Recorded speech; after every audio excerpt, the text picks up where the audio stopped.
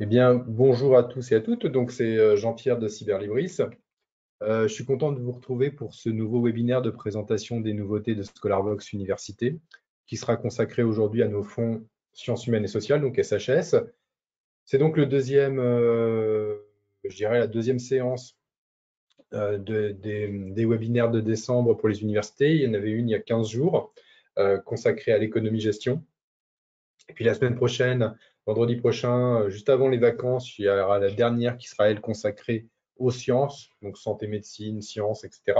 Donc là, ce matin, c'est la séance qui va être consacrée aux sciences humaines. La dernière fois que nous étions parlé, ça remonte à octobre, début octobre. D'ailleurs, pour les personnes qui n'avaient pas pu assister à cette séance, comme vous le savez, hein, vous pouvez retrouver sur YouTube la vidéo de ce webinaire, du webinaire d'octobre, ainsi que celui d'économie-gestion et de sciences d'ailleurs. Euh, je peux d'ores et déjà aussi, comme d'hab, vous annoncer la date de la prochaine séance qui consacrée aux sciences humaines. Ça sera le vendredi 9 février, toujours à 11 heures.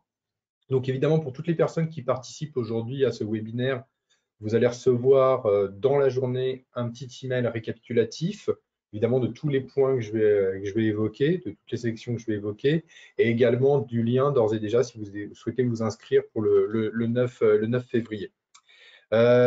Sinon, la vidéo sera mise en ligne la semaine prochaine sur YouTube. Et pour les personnes qui suivent la séance sur YouTube, en description de la vidéo, vous retrouvez également tous les liens que je vais présenter aujourd'hui. Au niveau du plan, on va conserver le même plan que d'habitude. Je vais faire un petit focus autour de mises à jour éditeurs importantes ou de nouveaux éditeurs. Pour mémoire, il y a 2 mois, je vous avais parlé de l'arrivée dans les fonds SHS de Vrin et puis de Fort de Mise également en nouvel éditeur. Là, il y a encore un nouvel éditeur qui est arrivé, donc je vais faire un petit focus dessus. Et puis, dans un deuxième temps, je vais passer sur la partie davantage thématique avec une sélection consacrée à l'art, aux lettres, à l'histoire, à la géographie, à la psychosocio et à la philo. Voilà un petit peu le cheminement de cette séance qui va durer entre 25 et 30 minutes grand max. Donc, je vais commencer par les nouveaux éditeurs et je vais couper ma caméra dans un souci de bande passante pour pouvoir avancer. Donc, le nouvel éditeur dont je voulais vous parler, c'est les éditions Anthem Press. Alors, Anthem Press, j'ai fait plusieurs écrans parce que c'est un éditeur qui est, je dirais, généraliste dans tout ce qui est discipline académique. C'est un éditeur anglais qui existe depuis 1993, qui est vraiment spécialisé dans les sciences humaines, avec beaucoup d'auteurs, de professeurs universitaires qui écrivent chez eux. Donc là, c'est une partie consacrée à l'art. Donc il y a 11 titres d'art qui ont été ajoutés. Je vais vous les montrer rapidement. Et parmi ces 11 titres, bien, vous pouvez retrouver cette analyse des films autour d'Alfred Hitchcock, Cultural Theory in the Films of Alfred Hitchcock, qui est vraiment super intéressant. Donc, c'est un ouvrage qui a retenu mon attention dans les nouveautés de Anthem, qui vient de rejoindre notre catalogue, hein. On les a fait rentrer, je dirais, en septembre-octobre, on a commencé à faire rentrer les titres à ce moment-là. Donc là, vous avez une petite sélection, au moins pour l'art, de 11 ouvrages. Toujours avec Anthem, vous avez des livres pour les lettres aussi, qui sont disponibles. Et parmi les titres que j'ai retenus, toujours chez Anthem, il y a The Gothic Literature of History of New England, pardon, qui fait partie des ouvrages qui ont été rajoutés. Donc l'histoire de la littérature gothique en Nouvelle-Angleterre. Donc là, je vous montre rapidement les titres qui composent les lettres. Il y en a pour l'instant 16. Alors, il y en a d'autres ouvrages qui sont en cours de traitement. Ils devraient être mis en ligne euh, courant janvier maintenant. Euh, mais donc, les catalogues vont se développer avec cet éditeur. La philosophie n'est pas en reste parce qu'il y a une douzaine de titres de philo également qui sont disponibles. Voilà, ils sont ici.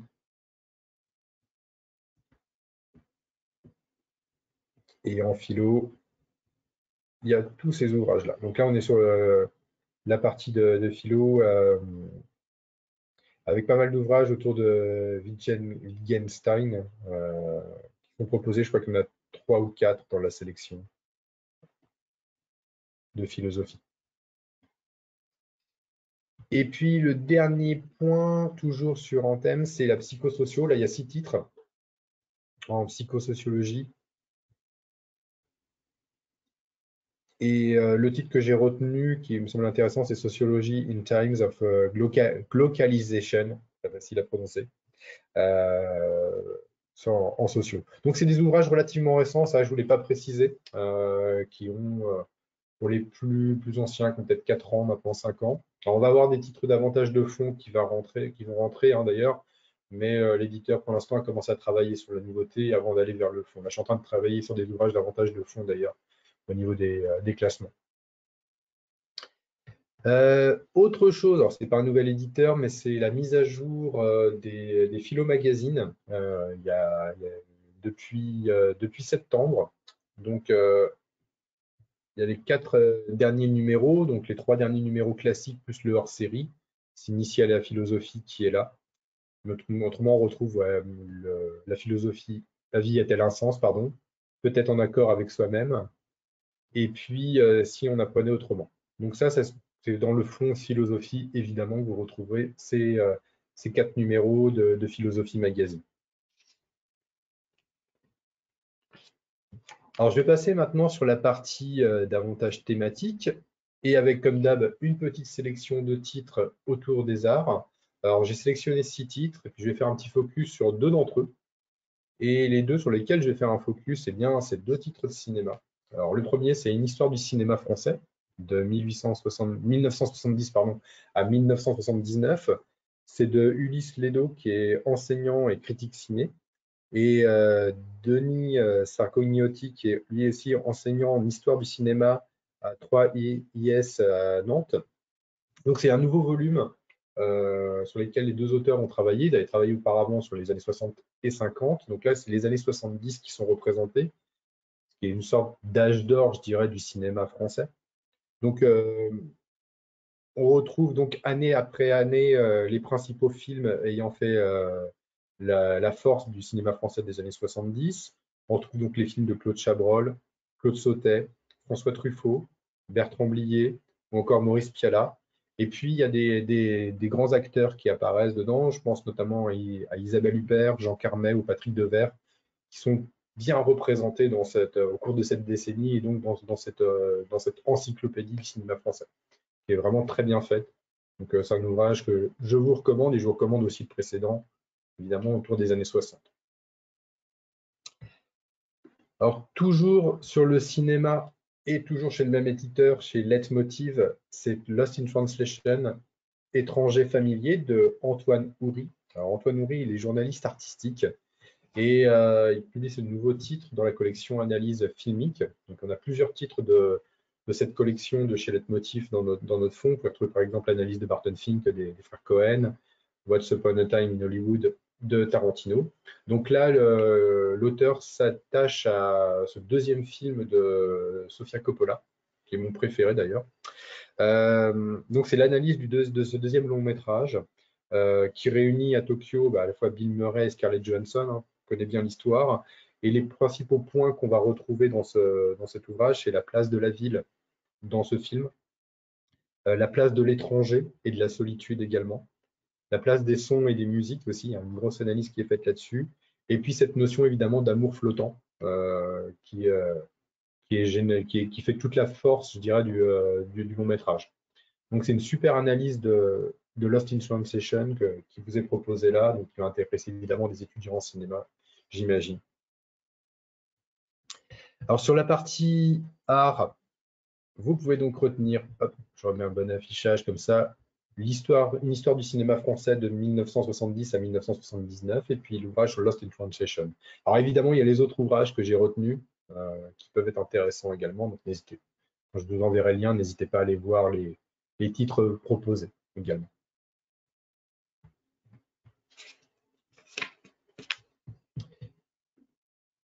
Alors, je vais passer maintenant sur la partie histoire. Hop. Et même chose, j'ai sélectionné 6 titres et je vais m'attarder sur 2 d'entre eux. Et le premier sur lequel je vais m'attarder, il est là. C'est publié chez Ellipse. C'est la naissance du christianisme, la minorité chrétienne dans l'Empire romain du 1er au 3e siècle. L'ouvrage est de Philippe Tarel, qui est professeur d'histoire en classe prépa au lycée Champollion de Grenoble. Et il est aussi chargé de cours d'histoire romaine à l'université de Grenoble. L'ouvrage découpe en 8 chapitres, et à travers ces 8 chapitres, l'auteur revient sur les 3 premiers siècles du christianisme au sein de l'Empire romain. Donc on retrouve dedans comment est né le christianisme au sein de l'Empire, son expansion, que veut dire être chrétien dans l'Empire romain, comment se comporte Rome à l'égard de chrétiens, parce qu'il y a eu plusieurs évidemment, enfin, plusieurs attitudes, et puis il y a tout un chapitre qui va être consacré aux notions des persécutions à l'égard des chrétiens, évidemment. Donc c'est un ouvrage très complet sur les origines du christianisme. Donc c'est un manuel qui va être super intéressant, je dirais, pour des étudiants qui travaillent sur cette période de l'Antiquité.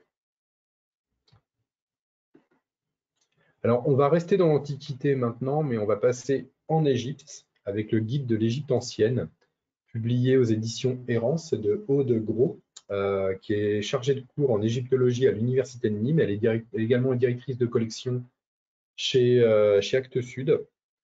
Et cet ouvrage, c'est un guide qui est vraiment très bien fait.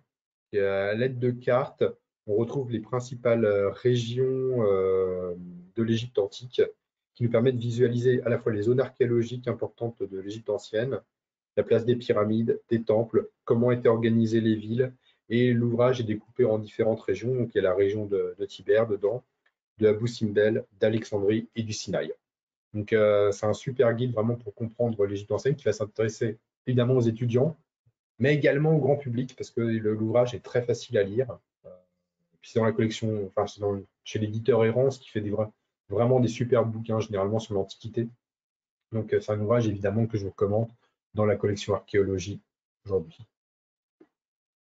Donc parmi les 6 titres que j'ai retenus en histoire, vous pouvez donc retenir La naissance du christianisme et puis le guide de l'Égypte ancienne également publié chez Errance. On va passer aux lettres maintenant.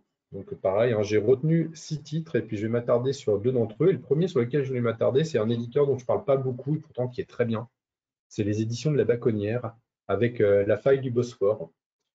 L'ouvrage s'appelle sous-titré Entretien entre Rosy Pinas Delpech sur le métier de traduire et d'écrire.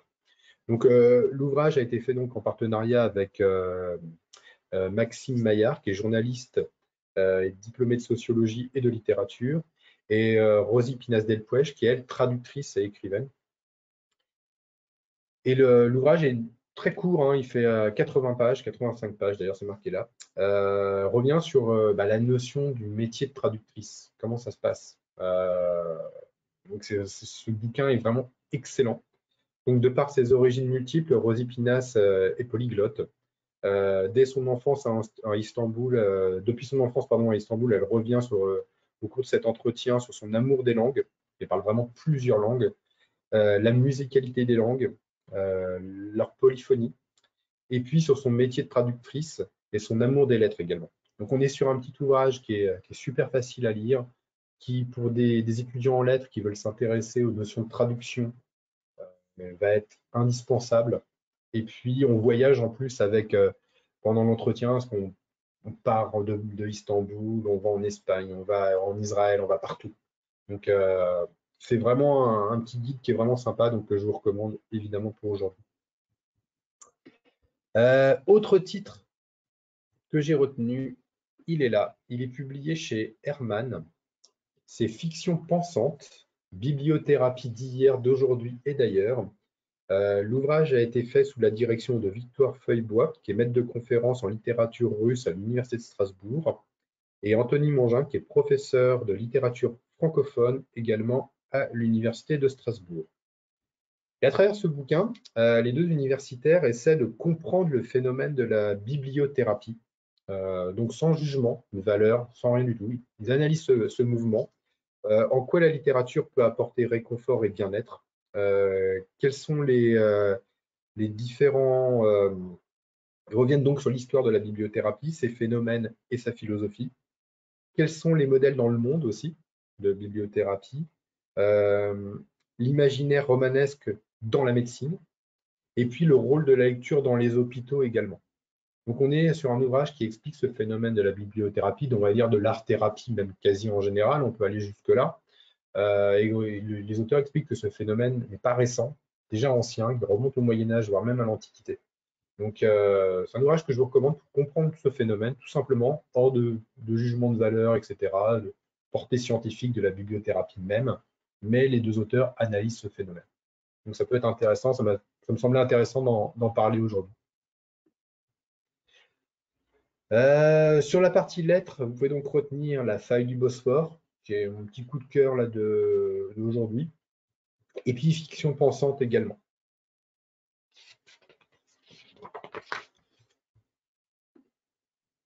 On va passer à la philo maintenant, avec pareil 6 titres sélectionnés. Il y a beaucoup de ellipses, hein, mais pas que. Et on va commencer par l'introduction à la philosophie politique de chez Ellipse, écrit par Mathieu Fontaine. Alors Mathieu Fontaine, il est chargé de cours de philo à l'Université de Bourgogne et également de la Sciences Po Dijon.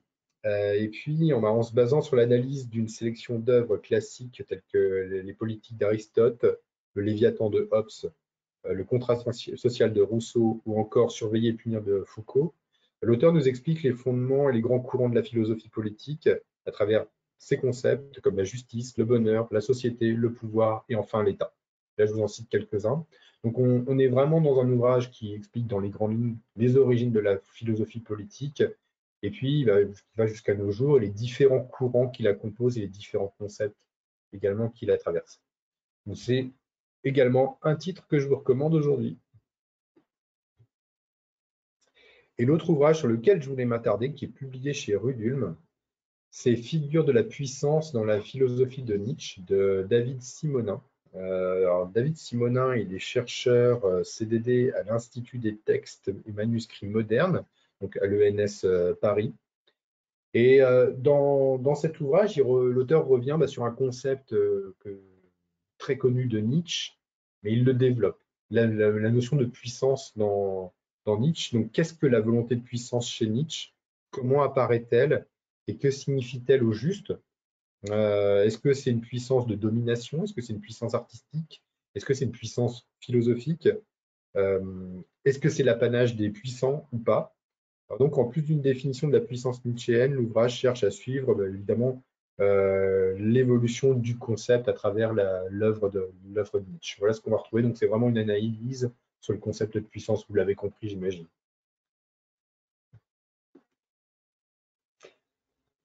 Alors, sur la partie philo, retenez donc Introduction à la philosophie politique chez Ellipse, et puis les figures de la puissance dans la philosophie de Nietzsche au Rudulm. Et puis il y a les autres ouvrages évidemment que j'ai retenus. Je vous dis, il y a beaucoup de Ellipse, là j'en vois 4 que j'ai retenus.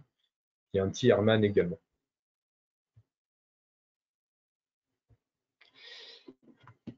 On va passer maintenant à la psychosocio. Même chose, hein. Je dirais 6 titres de sélectionnés, 2 de présentés. Et on va commencer par la psychanalyse, publiée chez Ellipse. Alors, l'ouvrage est de Emmanuel Maudet, qui est enseignant en classe préparatoire. Et donc, dans cet ouvrage, l'auteur revient sur les origines de la psychanalyse. Donc, il revient sur Freud, évidemment, les déviations de la philosophie psychanalytique de Freud avec Adler et puis Jung également, la réinvention avec Lacan, les différents concepts qui composent la psychanalyse. Donc, on retrouve aussi des extensions à la psychanalyse auprès de la vie quotidienne, de la religion, de l'art, et puis la pratique même de la psychanalyse. C'est une science, c'est un charlatanisme, tout est expliqué dedans. Donc, c'est un ouvrage qui va être vraiment intéressant pour comprendre ce qu'est la psychanalyse. Dans les grandes lignes, c'est pour comprendre le b.a.-ba. Autre titre, alors là, on va plus être en sociologie, que j'ai retenu, c'est les familles monoparentales, conditions de vie, vécu et action. Alors, l'ouvrage a été publié par la Caisse nationale d'allocation familiale, il est publié à la documentation française. Et cet ouvrage est super intéressant, je pense, pour des étudiants en sociaux pour comprendre le phénomène des familles monoparentales. Donc, tout d'abord, l'ouvrage donne une définition d'une famille monoparentale. Qu'est-ce que c'est? Quelles sont les différentes formes de la famille monoparentale? Il offre donc un large panorama à la place de la famille monoparentale en France et ses diversités, pardon. Les conditions de vie des familles monoparentales, donc financières principalement, mais pas que. Et puis, les différents efforts de l'action publique qui doivent être encore à mener pour améliorer les conditions de vie des familles monoparentales et les limites aujourd'hui de l'aide qui est apportée.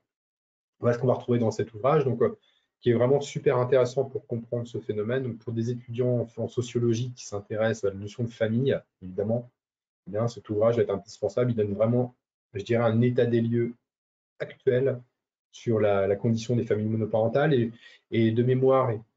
Le phénomène est analysé en France, mais pas que. Il y a aussi des analyses un peu à l'étranger qui sont proposées également. Donc sur la partie psychosociaux, retenez la psychanalyse, et puis les familles monoparentales à la documentation française. Et puis il y a les autres ouvrages. Alors il y a des Duno aussi qui sont rentrés, j'en ai pas parlé aujourd'hui, mais il y a pas mal de titres de chez Duno aussi également.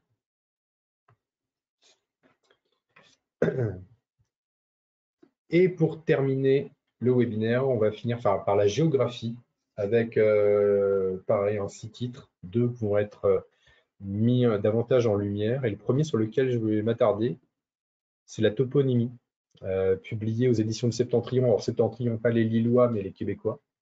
L'ouvrage est de Henri Dorion, qui est géographe et qui est un ancien enseignant de l'Université de Laval de géographie, justement, et également ancien diplomate. C'est un spécialiste de la toponymie, alors avant tout la toponymie québécoise, mais pas que. Il s'intéresse à toutes les formes de toponymie. Et donc, c'est une œuvre complète sur qu'est-ce que la toponymie, donc la science qui étudie l'origine des noms des lieux. Donc, en 17 chapitres, l'auteur revient sur cette notion. Il revient sur les sources linguistiques, géographiques, historiques, économiques, politiques des noms de lieux et les particularités locales aussi. Donc, il parle évidemment du Québec, mais également à l'international. Donc, il y a beaucoup d'explications sur l'origine des noms de lieux qui vont être présentés dedans. Donc, c'est un ouvrage très complet là-dessus. Je ne sais pas s'il y a d'autres ouvrages de référence sur la toponymie. Peut-être pour les géographes, ils en connaissent certains. Moi, je n'en connaissais pas d'autres. C'était intéressant de présenter celui-ci. C'est une nouveauté en plus. Donc, un ouvrage super complet, hein, fait plus de 400 pages.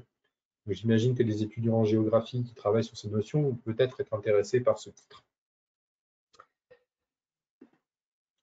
Autre ouvrage que j'ai retenu, qui est publié aux éditions de l'Aube, c'est Landes Atlantique Sud à l'épreuve de la sobriété, croître sans s'étendre. Alors l'ouvrage est de Guillaume Baudouin, qui est directeur général des services de la communauté de communes de Marais-Maudour-Côte-Sud, dans le pays, dans les Landes, et Édouard Dekeker, qui est professeur d'économie urbaine à l'ESSEC. En gros, cet ouvrage, c'est comment, sous la pression touristique et immobilière, s'organise une station balnéaire aujourd'hui. C'est un cas d'école autour d'une station balnéaire qui, face à l'explosion de l'urbanisme, doit se réinventer. Donc, comment ces communes protègent les espaces naturels, les espaces agricoles, quel modèle elles doivent inventer pour éviter la standardisation des stations balnéaires, et puis enfin, c'est dans le sous-titre, comment développer sa station balnéaire sans l'étendre, tout en respectant les milieux naturels. Voilà ce qui est présenté dedans. Donc, ce qui est très bien, c'est que c'est un ouvrage à la fois d'urbanisme, parce qu'il y a évidemment, pour le tourisme aussi, qui va être intéressant, et au niveau de la protection aussi de l'environnement. Donc, on va être sur plusieurs tableaux. C'est une étude de cas, un peu plus ou moins. C'est publié dans la collection des bibliothèques des territoires, hein, aux éditions de l'Aube, si je ne vous l'avais pas précisé. Voilà un petit ouvrage qui est intéressant, une étude de cas, on va dire, sur une communauté de communes, station balnéaire, comment elle envisage le développement de sa station. Voilà ce qu'on va retrouver dans cet ouvrage. Alors, sur la partie géographie, vous pouvez donc retenir la toponymie, publiée aux éditions du Septentrion, les Québécois, hein. Et puis aux éditions de l'Aube, Landes Atlantique Sud à l'épreuve de la sobriété. Eh bien voilà, j'ai terminé pour aujourd'hui. J'espère que vous avez repéré des ouvrages intéressants pour vous, vos étudiants. N'hésitez pas en retour de mail, hein, si vous avez des questions, bah, revenir vers moi, il n'y a aucun problème. Juste pour vous rappeler que la prochaine séance consacrée aux sciences humaines sera le vendredi 9 février à 11 h, que la vidéo sera la semaine prochaine sur YouTube, avec en description tous les liens que j'ai présentés aujourd'hui. Et également, pour vous qui participez aujourd'hui, vous allez recevoir dans la journée mon petit mail récap avec tous les liens qui sont présents. Donc, n'hésitez pas en retour de mail, hein, à me poser toutes vos questions. Voilà, donc il y a eu pas mal de choses aujourd'hui. J'espère que ça a été clair pour vous. Je vous remercie beaucoup de votre attention. Et puis, je vous souhaite à la fois des bonnes fêtes de fin d'année si vous ne revenez pas au webinaire Sciences de la semaine prochaine. Et je vous dis à l'année prochaine maintenant. Je vous remercie et je vous souhaite une très bonne journée. À très bientôt. Au revoir.